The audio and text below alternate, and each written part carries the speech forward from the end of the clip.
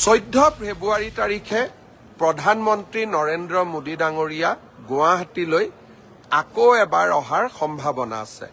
14 ফেব্ৰুৱাৰী তাৰিখে তেখেত গুৱাহাটীলৈ আহিলে গুৱাহাটী উত্তৰ গুৱাহাটীৰ মাজত সংযোগী ব্ৰহ্মপুত্ৰৰ ওপৰৰ বিশাল দলংখন তেখেতে উদ্বোধন কৰিব। ইণ্ডিয়ান ইনষ্টিটিউট অফ মেনেজমেণ্টৰ যিটো গুৱাহাটীত আমি আৰম্ভ কৰিম তাৰো প্ৰধানমন্ত্ৰী ডাঙৰীয়াই শুভাৰম্ভ কৰিব। 100 ইলেক্ট্ৰিক বাছো তেখেতে অসমক দিব আৰু 14 ফেব্ৰুৱাৰী তাৰিখে আমি আৰু এটা বিশেষ চিন্তা কৰি তেখেতক নিমন্ত্ৰণ কৰিছো। মৰাণত যি আমি এডভান্স লেণ্ডিং ফেচিলিটি বনাইছো, অৰ্থাৎ ভাৰতীয় বায়ুসেনাৰ বিমানসমূহ নেশ্যনেল হাইৱেৰ ওপৰতে নামিব পাৰে।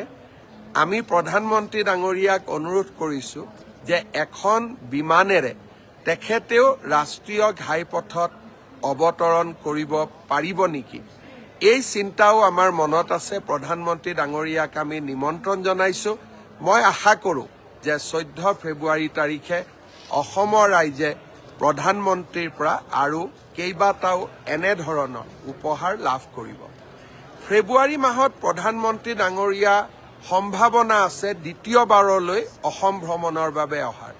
তেখেত যদি দ্বিতীয়বাৰৰ কাৰণে অসম ভ্ৰমণলৈ আহে, কোকৰাঝাৰ আৰু গেলেফু ভূটানৰ মাজত নতুন ৰেল লাইন এটাৰ তেখেতে আধাৰশিলা স্থাপন কৰিব। বহুত ডাঙৰ প্ৰজেক্ট হ'ব। ভূটানৰ লগত আমি ৰেলেৰে সংযোজিত হ'ম আৰু ৰেলৱে কোচ মেনুফেকচাৰিং ফেক্টৰী এটাও তেখেতে কোকৰাঝাৰত আধাৰশিলা কৰিব। ঠিক তেনেধৰণে গুৱাহাটীৰ পৰা শিলচৰলৈ 22,000 কোটি টকা ব্যয়েৰে আমি যি এটা এক্সপ্ৰেছ হাইৱে বনাব খুজিছো তাৰো আধাৰশিলা স্থাপন কৰিবৰ বাবে মই প্ৰধানমন্ত্ৰী ডাঙৰীয়াক ফেব্ৰুৱাৰী মাহতে আকৌ এবাৰ নিমন্ত্ৰণ কৰিছো। গতিকে ফেব্ৰুৱাৰী মাহৰ মই কেইবাটাও এজেণ্ডা আপোনালোকক ক'লো। মুখ্যমন্ত্ৰীৰ আত্মনিৰ্ভৰ অসম অভিযান, নিযুক্তি পত্ৰ বিতৰণ, স্বাভাৱিকভাৱে প্ৰধানমন্ত্ৰী ডাঙৰীয়াৰ অসম ভ্ৰমণ। ফেব্ৰুৱাৰী মাহটোতো আমি অসমে উন্নয়ন আৰু বিকাশৰ কৰ্মযজ্ঞৰ লগত জড়িত হৈ থাকিম।